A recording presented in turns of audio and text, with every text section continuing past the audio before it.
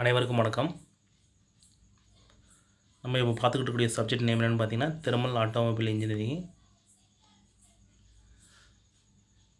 இதில் வந்து பார்த்திங்கன்னா நம்ம லாஸ்ட் கிளாஸில் லூப்ரிகேஷன் சிஸ்டத்தை பற்றி பார்த்தோம். லூப்ரிகேஷன் சிஸ்டம்னா என்ன, அது எதுக்காண்டி என்ன பர்பஸ்க்காண்டி யூஸ் பண்ணுறாங்க, அதோட டைப்ஸ் என்னென்னு பார்த்தோம். Petroil type, splash system, pressure lubrication system, combined splash pressure lubrication system பற்றி பார்த்தோம். நம்ம இப்போ பார்க்கக்கூடிய டாபிக் என்னென்னு பார்த்தீங்கன்னா ஆயில் பம்ப். ஆயில் பம்ப் அது எதுக்கு யூஸ் பண்ணுறாங்க அப்படின்னு பார்த்தீங்கன்னா லூப்ரிகேஷன் நடக்கிறதுக்காண்டி சம்பிலேருந்து ஆயிலை சக் பண்ணி எடுத்து இன்ஜின் பார்ட்ஸ் கேலரிஸ்க்கு வந்து கொடுக்குறதுக்கு, ஹை ப்ரெஷரைஸ்டு ஆயிலை வந்து டெலிவரி பண்ணுறதுக்கு நமக்கு இந்த ஆயில் பம்ப்ஸ் வந்து யூஸ் பண்ணுறாங்க. இதில் வந்து பார்த்திங்கன்னா கியர் பம்ப் டைப்ஸ் பார்க்கும்போது ஆயில் பம்ப்ஸோட டைப்ஸுங்க வந்து பார்த்திங்கன்னா ஃபஸ்ட்டு உள்ளது gear pump, rotor pump, plunger pump, vane pump. இதில் நம்ம பார்க்கக்கூடிய first gear pump. Gear pump operation done by the spur gears. 2 கியர்ஸ்னால் வந்து பார்த்திங்கன்னா இந்த ஆப்ரேஷன் வந்து நடக்குது. ஓகேங்களா? ஸோ இன்லெட்டாக வரக்கூடிய ஆயில்ஸ் வந்து அந்த கியர்ஸோட பல் சக்கரத்துலேயும் அது சுற்றி உள்ள கேசிங்லேயும் கம்ப்ரஸ் செய்யப்பட்டு அழுத்தப்பட்டு அதிக அளவு அழுத்தமுள்ள ஆயிலாக அவுட்லெட் பகுதியாக வழியே வெளியேறுகிறது. ஸோ இதுதான் என்னது இந்த கியர் பம்பில் நடக்கக்கூடிய ஆப்ரேஷன். ஓகேங்களா? ஸோ படத்தில் பார்த்தீங்கன்னா சுற்றி உள்ளது பார்த்திங்கன்னா கேசிங். 2 கியர் இருக்கா, 2 கியர் இருக்கும். அந்த 2 கியரை சுற்றி உள்ள அமைப்பு பேர் வந்து கேசிங். ஏன்னா இது ஒரு மூடப்பட்ட அமைப்பில், ஸோ மூடப்பட்ட அந்த நம்ம இடத்துக்கு அந்த பிளேஸுக்கு பேர் என்ன பார்த்தீங்கன்னா கேசிங் சொல்லுவாங்க. அதுக்குள்ளே கேசிங்குள்ளே தான் பார்த்திங்கன்னா 2 கியர் இருக்கும். அந்த கேசிங்க்கும் கியருக்கும் உள்ள கிளியரன்ஸ் வந்து ரொம்ப ரொம்ப கம்மியாக இருக்கும். ஓகேங்களா? கிளியரன்ஸ்னால் என்னது, இடைவெளி.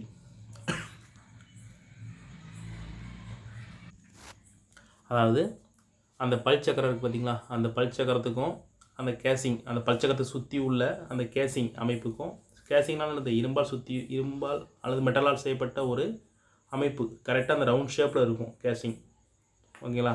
ஸோ பல் சக்கரத்துக்கு வெளியே பார்த்திங்கன்னா 2 பக்கம் கேசிங் இருக்குல்ல, அந்த இடத்துல என்னென்னு பார்த்திங்கன்னா நமக்கு என்னது ஆயில் வந்து அழுத்தப்படுது, கம்ப்ரஸ் செய்யப்படுது.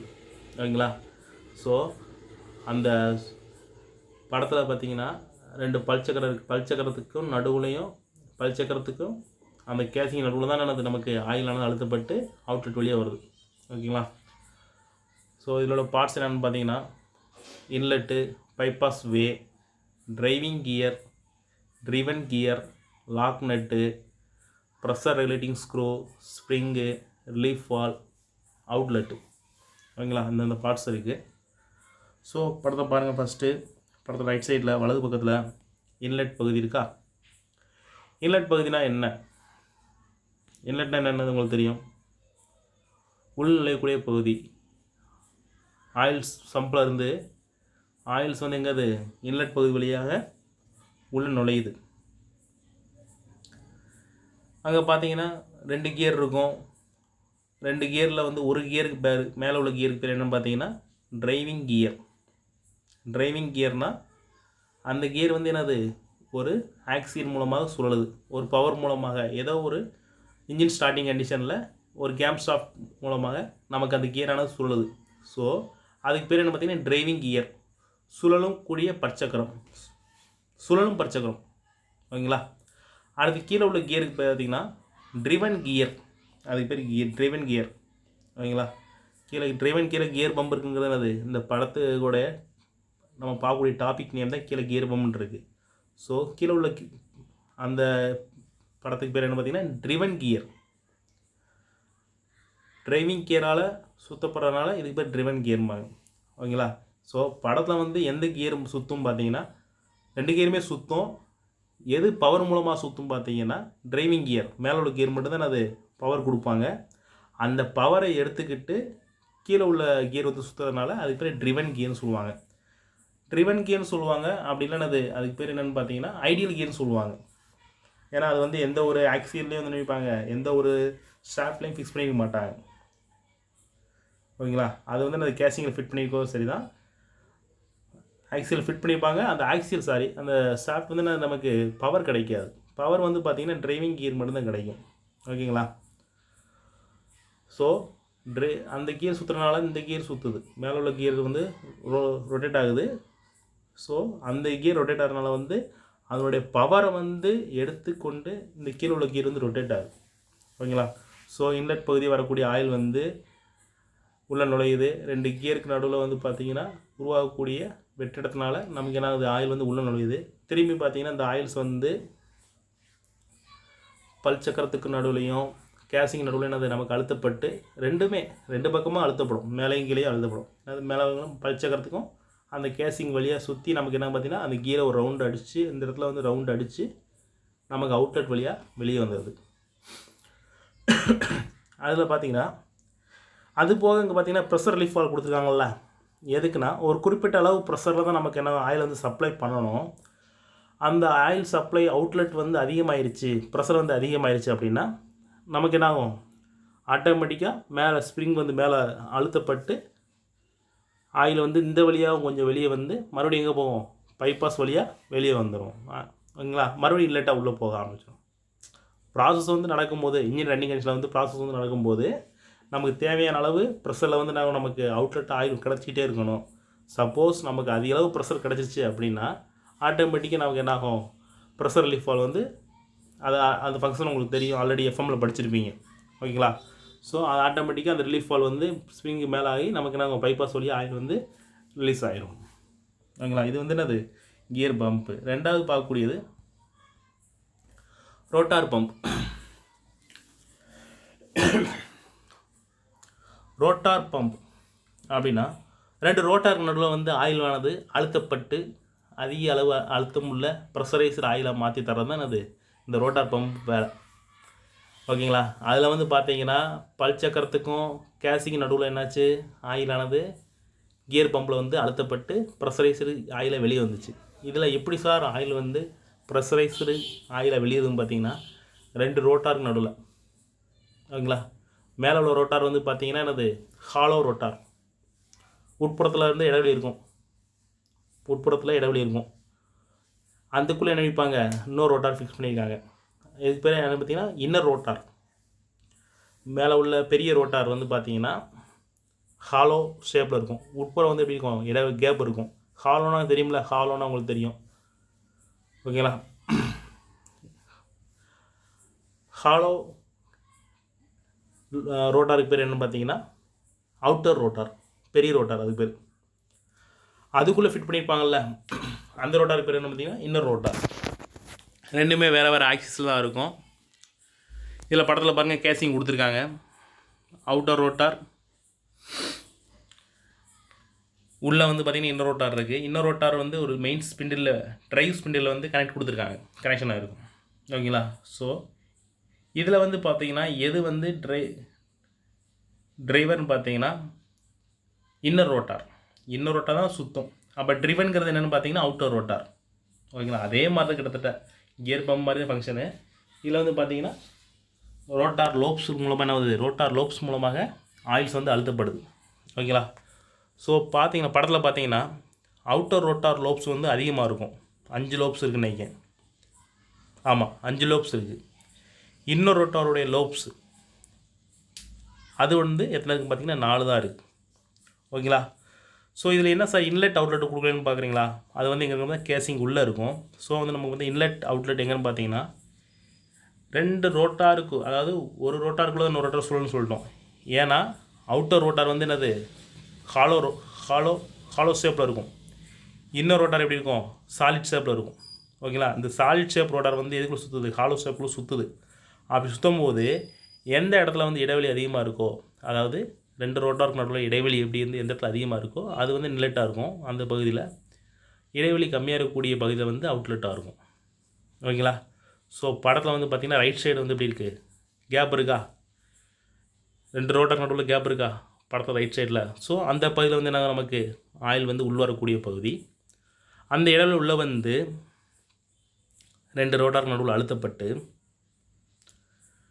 படத்தோட இடது பக்கம் பார்த்தீங்கன்னா 2 ரோட்டாருக்கு நடுவில் இடைவெளி எப்படி இருக்குது? குறைவாக இருக்கா? ஸோ இந்த பக்கம் நமக்கு அழுத்தப்பட்ட ஆயிலானது வெளிவரக்கூடிய பகுதி. ஓகேங்களா? ஸோ டிரைவ் ஸ்பிண்டில் கனெக்டாக இருக்கக்கூடிய சாலிட் ரோட்டாரானது சுழலும்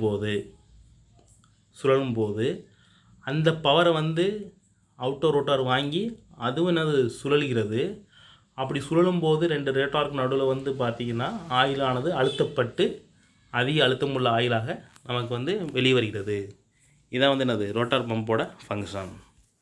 நம்ம அடுத்து பார்க்கக்கூடியது ஆயில் ஃபில்டர். ஆயில் ஃபில்டருங்கிறது எதுக்கு? ஆயில்ஸில் உள்ள இம்ப்யூரிட்டிஸ், அதில் உள்ள தூசிகள், கசடுகள், மெட்டல் பிசுறுகள் இவற்றெல்லாம் ரிமூவ் பண்ணுறதுக்கு நமக்கு என்ன பண்ணுறாங்க? ஆயில் ஃபில்டர் வந்து யூஸ் பண்ணுறாங்க. இதில் டைப்ஸ் ஆஃப் ஆயில் ஃபில்டர் வரும்போது 3 டைப் இருக்குது. ஒன்று cartridge type, edge type, centrifugal type. 3 type of oil filters வந்து இருக்குது. நம்ம ஃபஸ்ட்டு பார்க்கக்கூடியது கார்ட்ரிட்ஜ் டைப். கார்ட்ரிட்ஜ் டைப்பில் பாருங்கள், ஆயில் வந்து வரணும்ல, ஒரு சல்லடம் மாதிரி சலித்து ஆயிலை வந்து ஒரு பியூரிஃபைடு ஆயிலை வந்து மாற்றித்தரதான் கார்ட்ரிட்ஜ் ஆயில். படத்தோட மேல் பகுதியில் வந்து என்னது ஆயில் பம்ப்லேருந்து வரக்கூடிய ஆயில் வந்து மேல் பகுதியிலேருந்து 2 டிவிஷனாக பிரியுது. ஒன்று வலது பக்கம் இடது பக்கம் பிரியுது. ஆக்சுவலாக இது வந்து ரவுண்ட் ஷேப்பில் இருக்கும். அப்படின்னா அது ஒரு ரெக்டாங்கிள், ஓகேங்களா, ஒரு கனசபக ஷேப்பில் கூட இருக்கும். ஓகேங்களா? ஸோ அந்த ஆயில் வந்து மேலேருந்து வரக்கூடிய ஆயில் வந்து சுற்றி உள்ள சல்லடையில் என்ன ஆகுது? ஃபில்டர் ஆகுது. அந்த சல்லடை உள்ள ஃபில்டர் ஆகி மறுபடியும் என்னது நடுவில் உள்ள பைப்புக்கு, மெயின் பைப்புக்கு வருது. பைபாஸ் பைப் லைனுக்கு வருதா? ஸோ ஆரோ மார்க் வந்து இங்கிட்டிருந்து போட்டிருக்காங்களா, ஹரிசாண்டலாக போட்டிருக்கு பார்த்தீங்களா? அது வந்து என்னென்னு பார்த்தீங்கன்னா அந்த சல்லடை வழியாக சலித்து உள்ளே வந்து நமக்கு என்னது ஒரு பியூரிஃபைடு ஆயிலை வந்து வெளியே வரக்கூடியதான் கார்ட்ரிட்ஜ் டைப் ஆயில் ஃபில்டரோட ஃபங்க்ஷன். ஓகேங்களா? ஸோ படத்தில் பாருங்கள், ஃபஸ்ட்டு உள்ளது ஃப்ரண்ட் ஆயில் பம்ப், ரெண்டாவது ஃபில்டர் எலமெண்ட், பெர்ஃபோரேட், மூணாவது உள்ளது பெர்ஃபோரேட்டட் மெட்டல் டியூப், கீழே வந்து பார்த்திங்கன்னா ட்ரெயின் பிளக். ஓகேங்களா? ஸோ ஃபங்க்ஷன் ஆல்ரெடி சொல்லியாச்சு. பம்ப்ஸில் வந்து வரக்கூடிய ஆயிலானது அதுக்குள்ளே வந்து சல்லடக்கு பார்த்தீங்களா, பெர்ஃபோரேட்டட் மெட்டல் டியூப்பில் வந்து என்னது ஃபில்டர் எலமெண்ட், அது வந்து பார்த்திங்கன்னா மெட்டல் பார்ட்ஸில் செஞ்சுருப்பாங்க. ஓகேங்களா? அந்த ஃபில்டர் எலமெண்ட்டில் வந்து ரொம்ப நுண்ணிய துளை உள்ள ஃபில்டர் எலமெண்ட். ஓகேங்களா? ரொம்ப ஃபில்டர் ஆகி ரொம்ப ஸ்மால் சைஸ், மைக்ரான் சைஸ் வந்துடும். அந்த இதில் ஃபில்டர் ஆகி வரக்கூடிய ஆயில் வந்து bypass line, metal tube pipe line வருது பார்த்திங்களா, அங்கே வந்து நமக்கு அவுட்லெட்டாக வெளியே வருது. கீழே வந்து பார்த்திங்கன்னா ட்ரெயின் பிளக்னு ஒன்று கொடுத்துருக்காங்கல்ல. ட்ரெயின் பிளக்னா என்னென்னு பார்த்தீங்கன்னா அந்த கசடுகள் வந்து வெளியேறக்கூடிய பகுதி. அதை வந்து என்ன பண்ணலாம்? ஓப்பன் பண்ணி அந்த ஃபில்டருக்குள்ளே உள்ள கசடுகளை வந்து ரிமூவ் பண்ணிடலாம். ஓகேங்களா? இதான் கார்ட்ரிட்ஜ் டைப்போட ஃபங்க்ஷன். அடுத்து edge type function, edge type filter. Edge type filter வரும்போது இதில் வந்து பார்த்திங்கன்னா ஆயில் இன்சைட் லெஃப்ட் சைடில் இருக்குது. சென்டர் ஸ்பிண்டில் வந்து டிஸ்க் அட்டாச் ஆகிருக்கு. அதே மாதிரி ஸ்கொயர் ராட்லேயும் நமக்கு என்ன இருக்கும்? டிஸ்க் அட்டாச் ஆகிருக்கும். ஆயில்ஸ் வந்து உள்ளே வரும்போது அந்த 2 டிஸ்க்கு அடியில் மெஸ் ஆகி அதுலேருந்து நமக்கு வந்து வெளில வரும்போது பியூரிஃபைடு ஆயிலாக வந்து வெளியே வருது. ஓகேங்களா? சென்டர் ஸ்பிண்டில் இருக்குது, ஸ்கொயர் ராடுக்கு, disc attach to centre spindle இருக்குது, disc attach to square rod இருக்குது. ஸோ 2 டிஸ்க்கு அடியில் உள்ளே போய் ரொட்டேட் ஆகி வரும்போது நமக்கு வந்து ஒரு பியூரிஃபைடு ஆயிலாக வந்து வெளியே வருது. அந்த டிஸ்கை வந்து சென்டர் ஸ்பிண்டில் உள்ள டிஸ்கை மட்டும் நம்ம ஒரு டாப் டு பாட்டம் நம்ம ரிமூவ் பண்ணால் நம்ம அதில் உள்ள இம்ப்யூரிட்டிஸ் வந்து ரிமூவ் பண்ணிடலாம். ஓகேங்களா, மூவ் பண்ணாலே போதுமானது. ஓகேங்களா, ஸோ அப்படி மூவ் பண்ணும்போது நம்ம என்ன பண்ணலாம், அதுக்குள்ளே உள்ள கசடை வந்து வெளியேற்றிடலாம். ஸோ இந்த மாதிரி எட்ஜ் டைப்பில் வந்து ஆயில் வந்து ஃபில்டர் ஆகி வருது. அடுத்து சென்ட்ரிஃபியூகல் டைப். சென்ட்ரிஃபியூகல் டைப்னால் என்ன உங்களுக்கு தெரியும், ரொட்டேஷன் ஆகும்போது ஒரு நம்ம பார்த்தோம்ல ஃபஸ்ட் யூனிட்டில் சைக்ளோன் செப்பரேட்டர் பார்த்தோம்ல, சைக்ளோன் செப்பரேட்டர் யாவும் இருக்கா ஃபஸ்ட் யூனிட்டில், அதில் எப்படி ரோல் ஆகி உள்ளே போகும்போது அந்த கோன் ஷேப்பில் வந்து ஏரை வந்து சுழலும் போது அதிக வெயிட் உள்ள, அதிக டென்சிட்டி உள்ள, அதிக வெயிட் உள்ள அந்த மாசுக்கள் தூசிகள் வந்து என்னாகும் அதில் சைக்ளோன் செப்பரேட்டரில் அப்படியே அந்த வால்ஸில் போய் உட்காந்துருமா. அதே மாதிரி தான் இங்கேயும் பாருங்கள், படத்தில் வந்து பார்த்தீங்கன்னா இன்லெட் பகுதி இருக்குது, ஸ்பிண்டில் பகுதி இருக்குது, ரோட்டார் கேசிங். அந்த ரோட்டார் கேசிங்கிறது என்னது, சுழலக்கூடிய அமைப்பு. அடுத்து ஸ்டேஷ்னரி கேசிங் இருக்கா, அது வந்து நிலையாக இருக்கக்கூடிய அமைப்பு. ஆயில் ஜெட் இருக்குது, அந்த ரோட்டார் கேசிங்லேருந்து ஆயிலானது ஜெட் ஃபார்மில் வெளியே வருது. ஓகேங்களா, ஸோ ஃபஸ்ட்டு என்னென்னு பார்த்தீங்கன்னா இன்லெட்டாக வரக்கூடிய ஆயில் வந்து ரோட்டார் கேசிங்கில் போகுது. அங்கேருந்து அந்த ரோட்டார் கேசிங்கிறது உங்களுக்கு தெரியும், ரோட்டார் கேசிங்கிறது சுழலக்கூடிய ஒரு அமைப்பு. அப்படி சுழலும் போது அதுலேருந்து வரக்கூடிய ஆயில் வந்து அந்த ஸ்டேஷனரி கேசிங் சுற்றி உள்ள செவத்தில் பட்டு தூசிகள் வந்து கசடுகள் வந்து எங்கே பார்த்தீங்கன்னா அப்படியே அந்த ஸ்டேஷனரி கேசிங் மேலே படிஞ்சிடுது. ஓகேங்களா, திரும்பி தூய்மையான ஆயில் வந்து கீழே வந்துடுது. ஓகேங்களா, படத்தில் arrow mark first inlet arrow mark போதா, அங்கேருந்து 2 இதாக பிரியுதா, ரெண்டுமே எங்கே போகுதுன்னு பார்த்தீங்கன்னா ரோட்டார் கேசிங் போதா, அங்கேருந்து வரக்கூடிய அந்த பகுதியிலேருந்து வரக்கூடியதான் ஆயில்.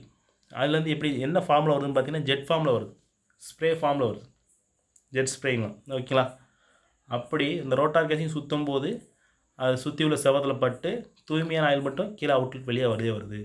இதுதான் சென்ட்ரிஃபியூகல் டைப்போட ஃபங்க்ஷன். மைய விலக்கு விசையின் காரணமாக அதிக டென்சிட்டி உள்ள கசடுகள் வந்து செவத்தில் வந்து படிஞ்சிருது, தூய்மையான ஆயில் வந்து பாட்டம் பகுதியில் வந்து அவுட்லெட்டாக வெளியே வருது. அடுத்து oil filter system. Oil filter system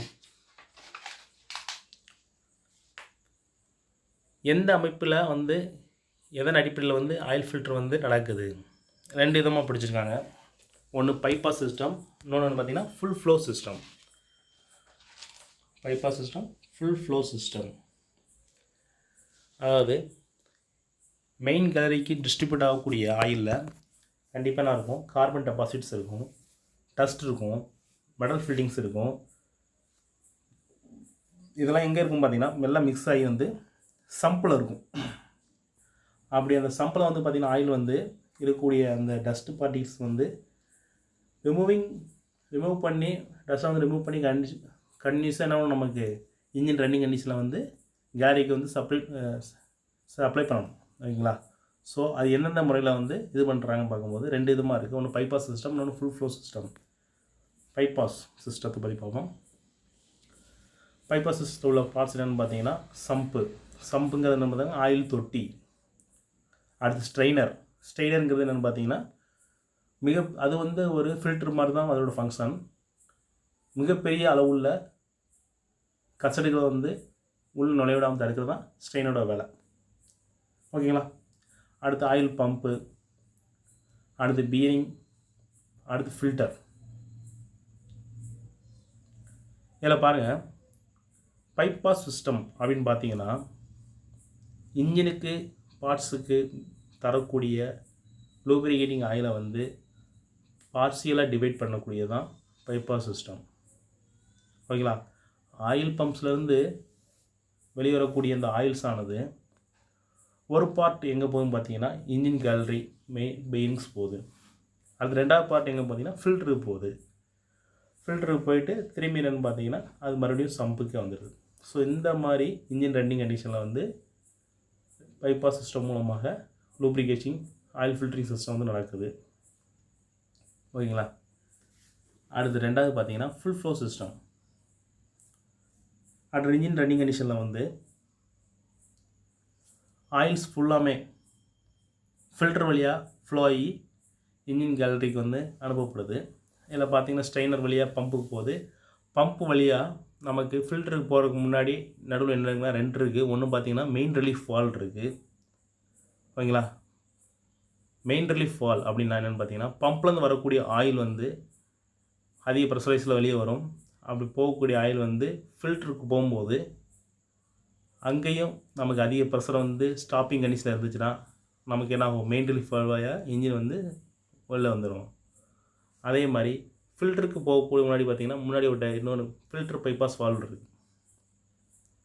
filter bypass valve suppose ஃபில்டரில் வந்து நமக்கு வந்து ஃபில்டர் ஆகக்கூடிய ஆயிலோட டைமிங் வந்து ரொம்ப லேட் ஆகிடுச்சு, சப்போஸ் வந்து கரெக்டான டைமிங் வந்து ஃபில்டர் ஆக்க முடியல, ஏதோ ஒரு சம் ஃபால்ட் இருக்குது, இங்கிட்டிருந்து ஆயில் வந்து ஃபில்டராகி அந்த பக்கம் போக முடியல அப்படின்னா நமக்கு பைபாஸ் வால்வ் மூலியமாக நமக்கு என்ன ஆகும், ஆயில் வந்து ஃப்ளோ ஆகும். ஓகேங்களா? எப்போ வந்து அப்படி போகும் பார்த்தீங்கன்னா ஃபில்டருடைய கண்டிஷனை வந்து ஃபெயில் ஆகும்போது. ஓகேங்களா? ஸோ இதான் எனது ஃபுல் ஃப்ளோ சிஸ்டம்.